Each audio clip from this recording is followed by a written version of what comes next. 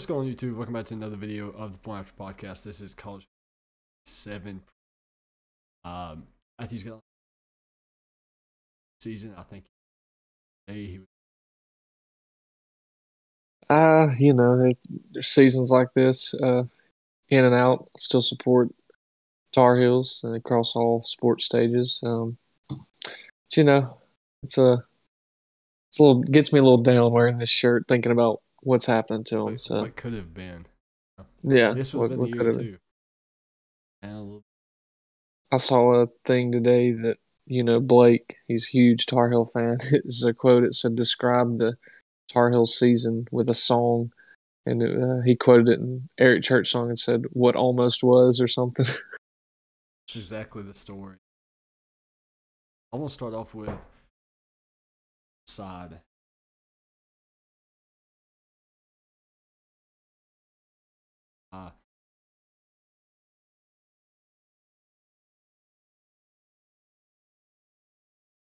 But me and him have been probably 2 or 3. They got Indiana this week, and I started looking at action at something surprising. Indiana, 90% of the bets are on Michigan State money. They're on Michigan State. I'm surprised the line is on. Is that concerning? I guess maybe being at Indiana may have a little something to do with it. I was trying to check and see if there was any injuries, key injuries for Michigan State that might have fluctuated the spread or anything, but I didn't notice anything. But yeah, it kind of stood out to me. But maybe it's a trap game. Maybe it's Vegas trying to send us a little sign. Maybe it is. I'm not buying it. I think I want to say Kirby. One or something along. Kenneth Walker's in the game. Yeah. I want to talk on them. Not really. Mm-hmm.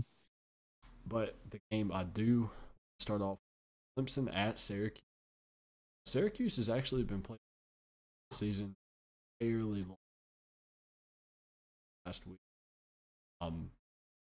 they lost State by 3. Beat Liberty still because they were decided scoring. Clemson's a 14. This is a game. It's the last. Here's Syracuse. 7. Syracuse. I definitely think Clemson wins this game, but after events I've seen in the last 2 weekends of college football, who the hell knows what's going to happen? But I will agree with you. Syracuse has played outstanding ball last week. Overtime loss, heartbreaking loss to Wake Forest, team we are super high on, as well as Michigan State. But yeah, Syracuse has kind of turned it on. The last 3 or 4 weeks. Apparently, to me, offensively especially. I put up 30-something points last week, 40-something. 40. 37. Yeah. So, nonetheless, I think they'll put up a decent amount of points and keep this game close. But 14 seems like a really fair number. I could see it being 12 to 15 somewhere in there. Yeah, I'm leaning and taking Syracuse plus 14 just because they're a home dog on a Friday night. If it was a Saturday game or something like that, maybe a little home dog. I mean, we saw with Louisiana last night. They were, 5-point dogs, something like that, at home, went by 30, something like that. I like home dogs in prime time. There's just something about it. So I'm rocking Syracuse plus 14 in that game. Oregon at Cal. This is a bounce back game for Oregon. Cal hasn't looked great, but the line is at 14. That's really my biggest thing here. Do you think that's accurate? Do you think that's too high? What's your thoughts on that? Well, Cal does have one of the worst defenses in the Pac-12, and on the flip side of that, everybody knows that Oregon has one of the more, you know, strong offenses, I guess you could say, in the country, and especially in the Pac-12. So I look for this to be a mid to high scoring game. I think Oregon does win the game, but it could definitely be close. Another Friday night game. It could be something that spotlights on them, choke it up a little bit. We've seen that happen uh, for sure in the last couple of weeks. Yeah, I touched on it after the Stanford game. Or without Joe, that game, I think we deemed it a true game at Stanford. I still think, and we'll get to it later on in the show. To me, Oregon's still a top 10, top 6 somewhere. I think if they hadn't lost, they would probably be sitting at number 4 right now, just ahead of Cincinnati. So right now they're currently ranked number 9. I think that's a little bit low. I think that should probably be 7 somewhere.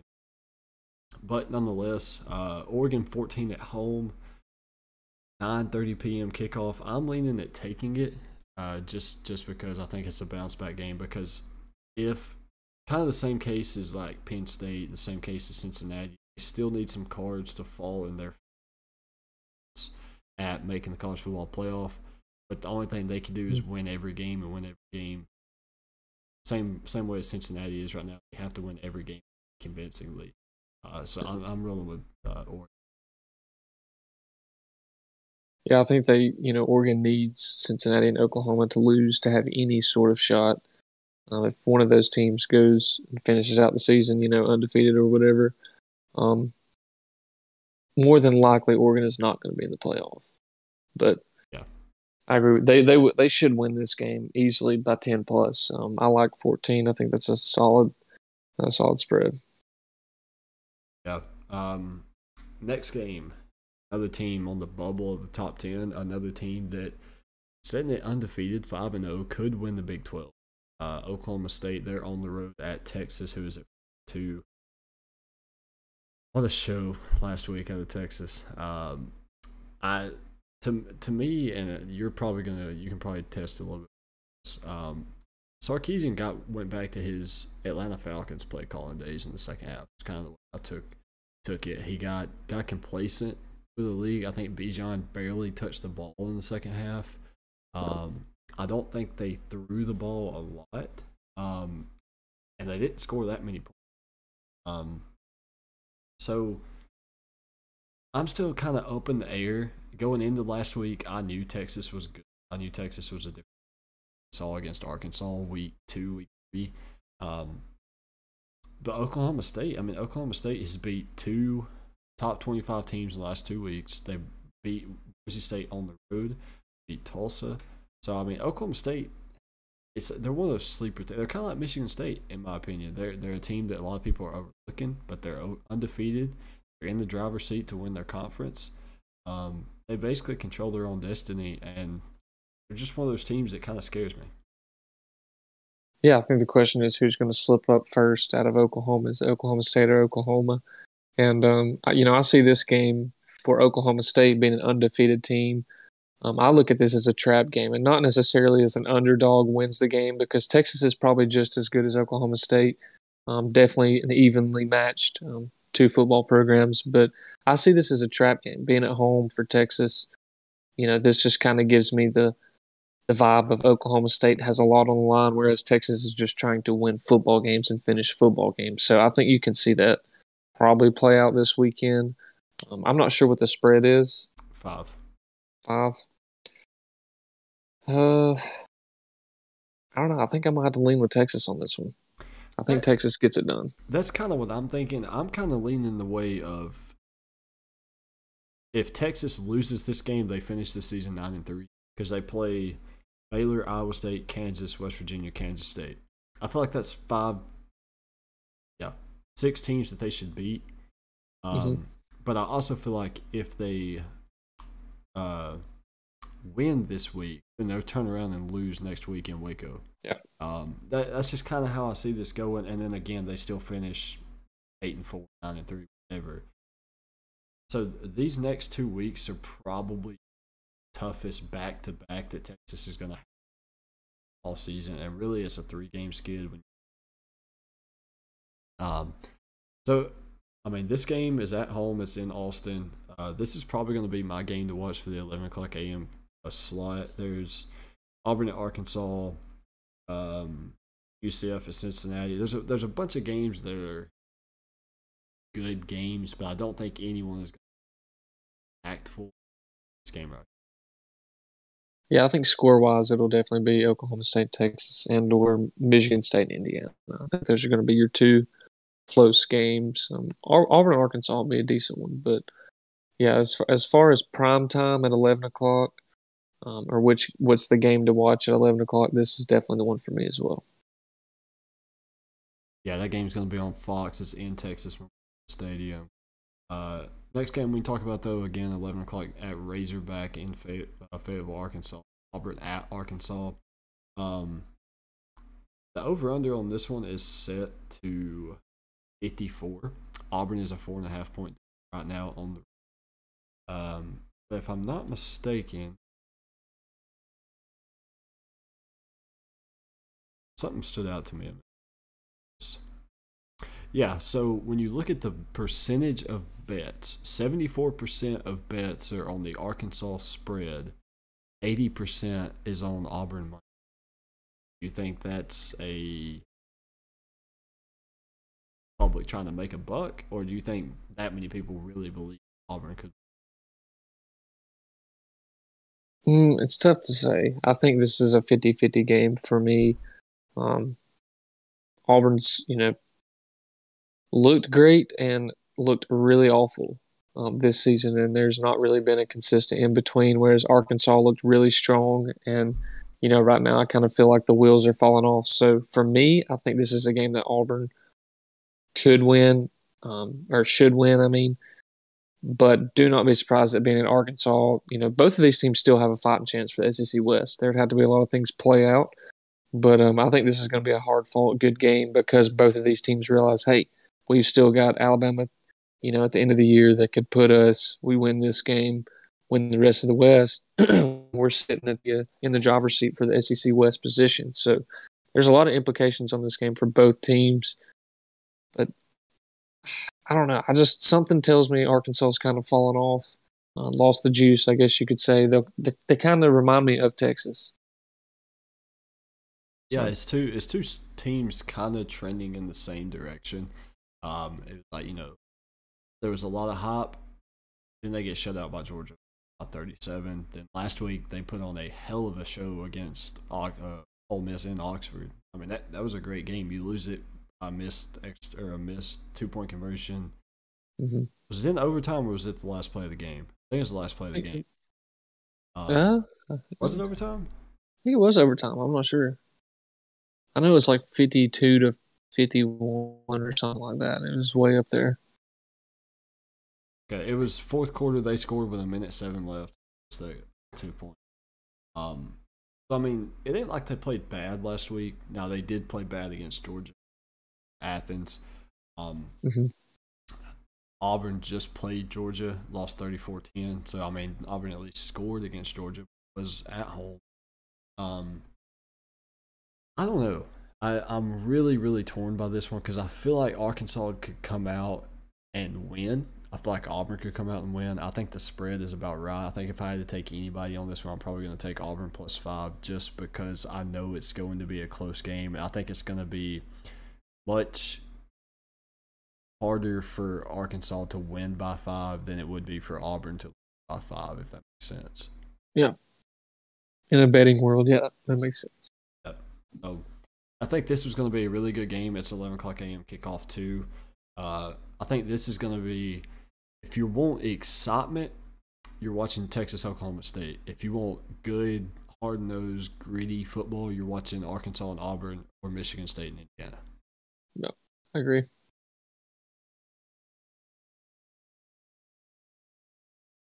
What game are you looking at next? I think I told you about it before we went live. There's a lot of games this weekend. They're just kind of like good games, but the winner is kind of decided already. Yeah, I guess before we get into the game of the week, I would say one game I was looking at was BYU Baylor. I think that's going to be a good shootout game. I think we see a lot of offense, a lot of offensive back and forth top game. Look for that game to be won on a special teams play or a pick six or something like that. Yeah, the over set to 50 on that. That's pretty tempting. But as far as picking a winner or loser, I'm staying away just because I'm 0-5 in games with BYU this year. So I'm not betting on a winner.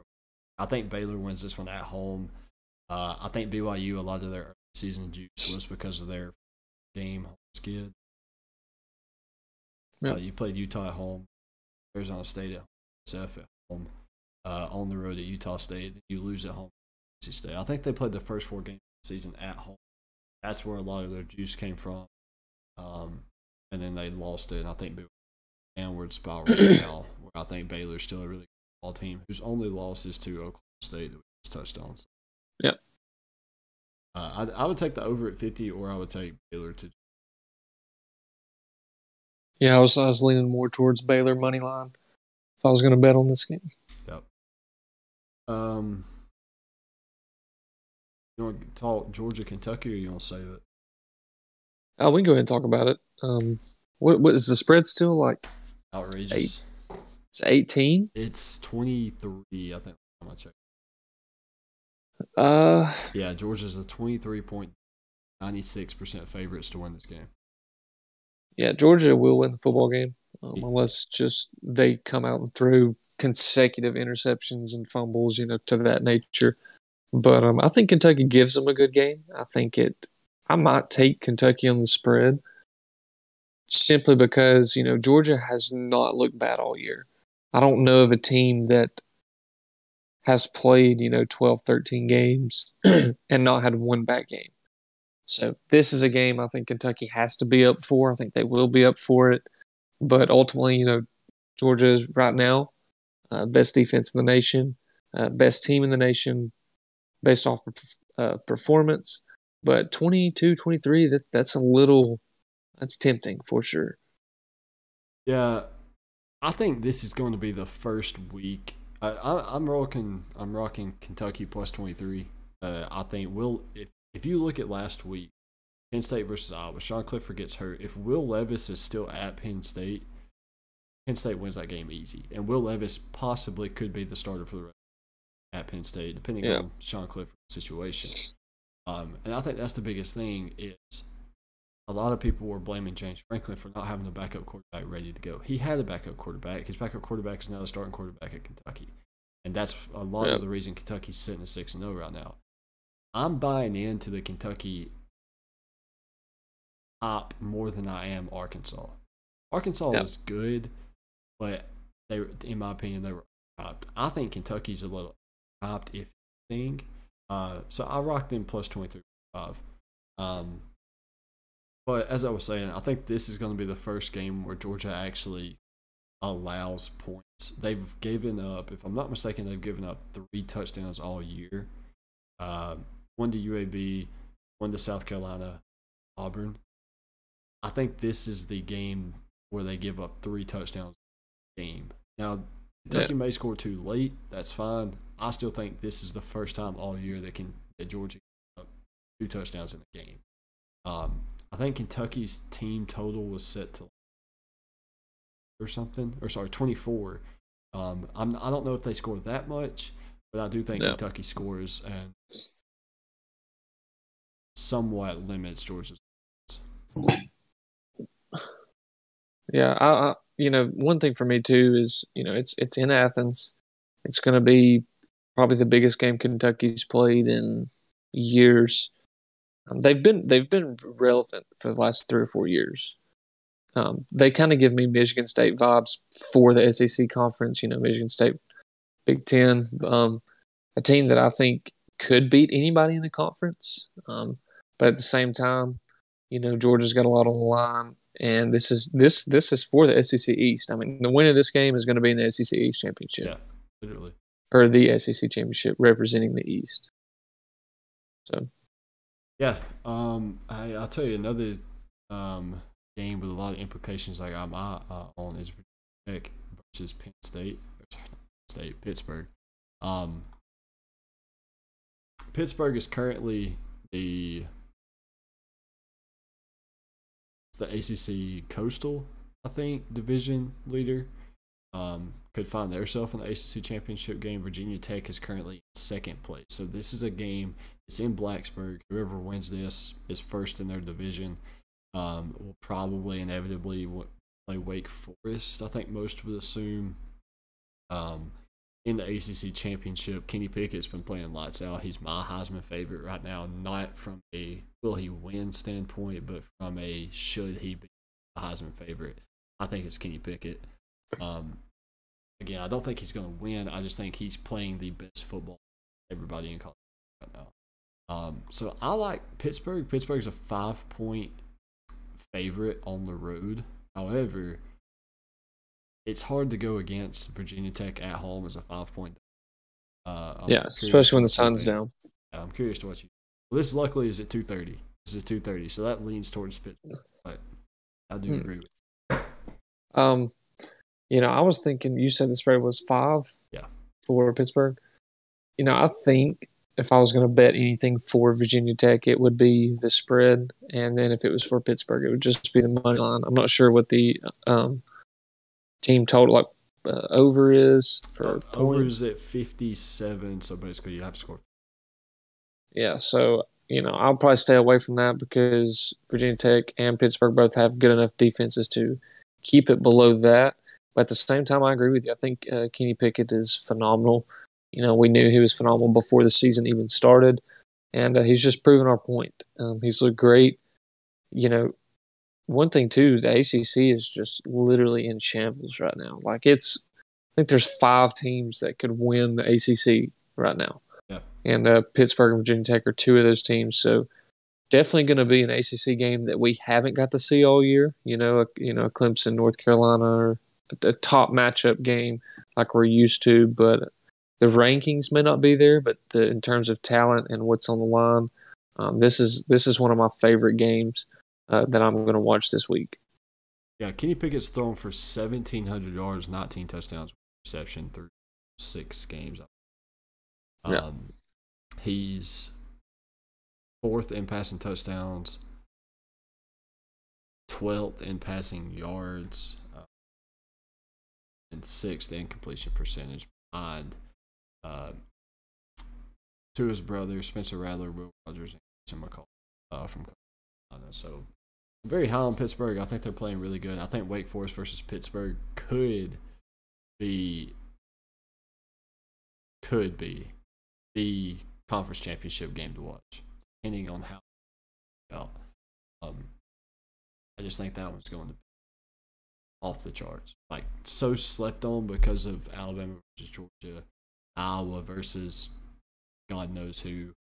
I think that game is going to be so underrated, but it's going to be.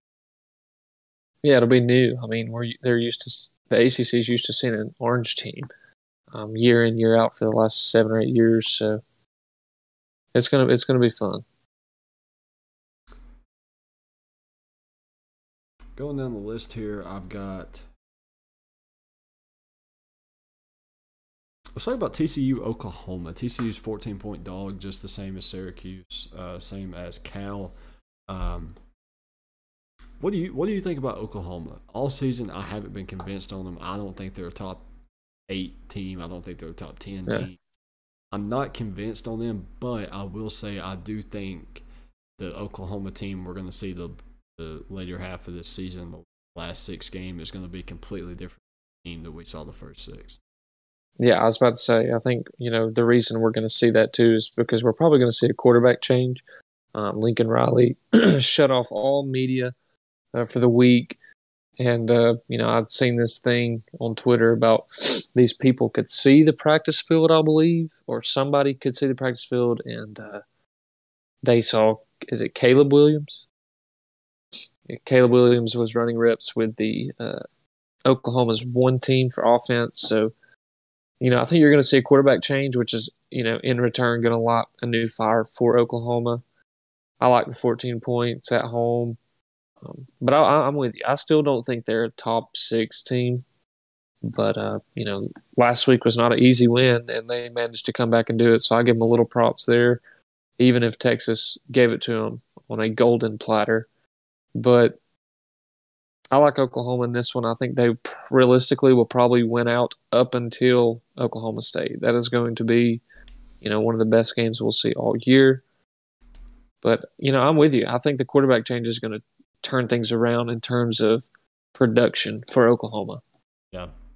I think after last week, it's such a confidence boost that either one or two things will happen. Even if Spencer Rattler stays as quarterback, I think the rest of the team around him will just be on an elevated play compared to the first 6 games, which I think points them to more of a conversation as to why they should be in the playoff, opposed to a one-loss Ohio State or Alabama or something like that. That's weird. I'm not used to talking about a one-loss Alabama team. But it's my favorite Bama team. Yeah, facts. But I do think that, either that's going to happen or they're just going to come out completely flat and it won't matter who's quarterback. Yep. Another quarterback that's playing really well, Horton from Tennessee. They get to play Matt Corral, who's my second Heisman favorite right now. Ole Miss, that is 2.5-point favorite on the road at Neyland. What do you think? I'm going to hammer that 2.5. I think Ole Miss just has too much offense for Tennessee based off of what I've seen. Tennessee looked really good against Pittsburgh, gave them a good game, and have looked, pretty much good ever since. But I like Ole Miss. 2.5 is too small for me. Matt Corral could easily throw for 500 yards if he wants to, or if he's given the time. And I've been seeing a lot of stuff about Tennessee players, I guess you could say, in terms of injuries, in and out with not dismissals from the team, but suspensions from I guess coaches or whoever determines all that. So I don't know if any of that's going to be happening this week. If it is, look for Ole Miss to take advantage of that. But ultimately, I think they're going to win the game. I think a money line Ole Miss money line would be a lock, and 2.5 would just be, your free will, your choice. Yeah, that's kind of the same way. I'm thinking. It all goes back to this hype train around a bunch of people. There's a lot of hype right now around Tennessee because of how well they've played against Missouri, South Carolina. Newsflash to everybody, those are not good football teams at all by any means.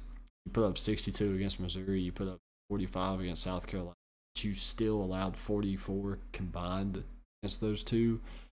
Ole Miss, second best offense in the league, one of the best offenses in the nation. Ole Miss, easy. I do like Ole Miss money line. I think I will take that, opposed to the 2.5, just because money line is minus 140. That's still very good odds. So I think I will hammer Ole Miss money line, but I do agree that I think Ole Miss 10. Yep.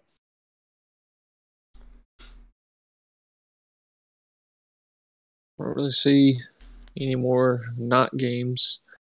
North Carolina State and Boston College will be a good football game. I don't think there's really many implications other than North Carolina State's, I think, second, third in the ACC right now.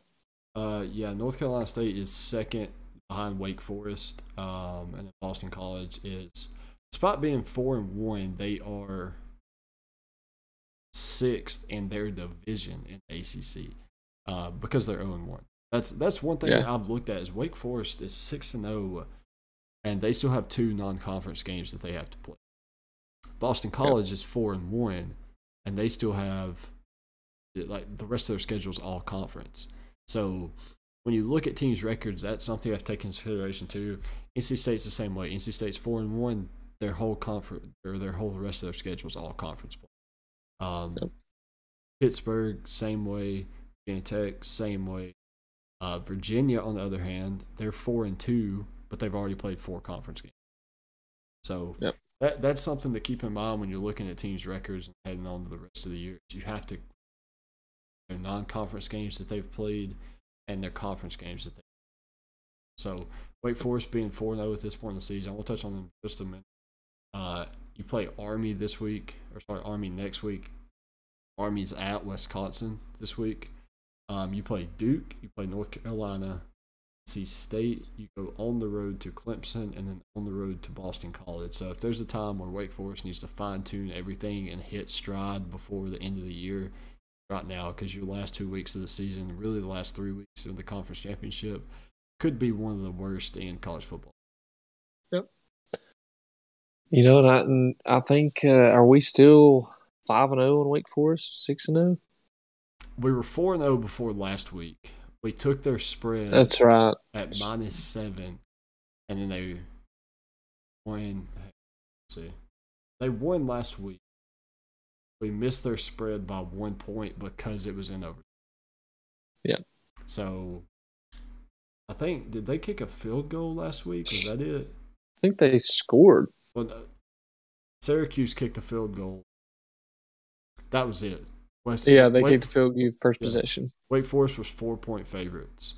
They won by 3 because it was in overtime. So we're 4-1, but technically it's a asterisk by the loss in my opinion. Yeah. But yeah, so I mean we're still very good on it. Now, any other games you want to talk about?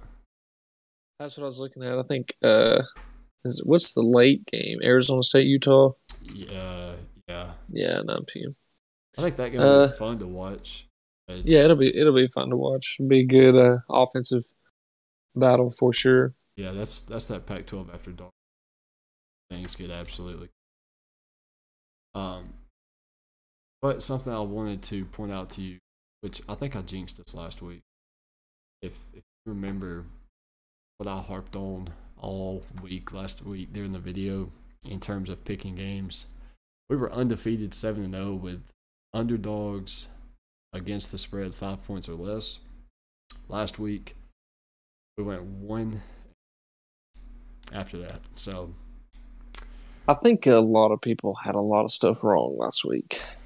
Yeah. Well, I mean, I was looking at those that we missed. We missed Penn State. Penn State was +2, lose by 1. But they lose by 3, so we missed by 1. Should have won that game. So, again, asterisk by that one. Texas was +3. If they would have held them to a field goal to lose the game, we would have had a push on that. And then we took Memphis at 3.5 against Tulsa, and they lost that one. But other than that, I mean, we had 2 very, very, very bad beats. And then the Memphis game I'm not that upset about. Penn State and Texas game I'm still having nightmares about. Yeah.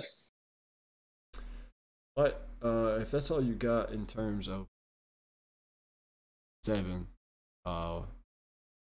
we can finish up with our top 10. Last week we were kind of consistent. I don't think we've talked about it this week. So I'll give mine first. I'll let you get yours pulled up. Number 1, obviously, I've got Georgia for a ton of reasons. Number 2, I still think it's Alabama. I still think that, I mean, you said it earlier, a 1-loss Alabama team is normally better than an undefeated Alabama team. So I'm rocking with Georgia, Alabama 1-2, and I think they stay that way all the way through the season, up until at least the SEC championship game. Number 3, I got Cincinnati just because I'm still not that high on Iowa. Iowa should not be undefeated, should not be in the top 5. Number 4, I have Iowa, though. Number 5, I've got Penn State. Number 6, I touched on it earlier in the broadcast.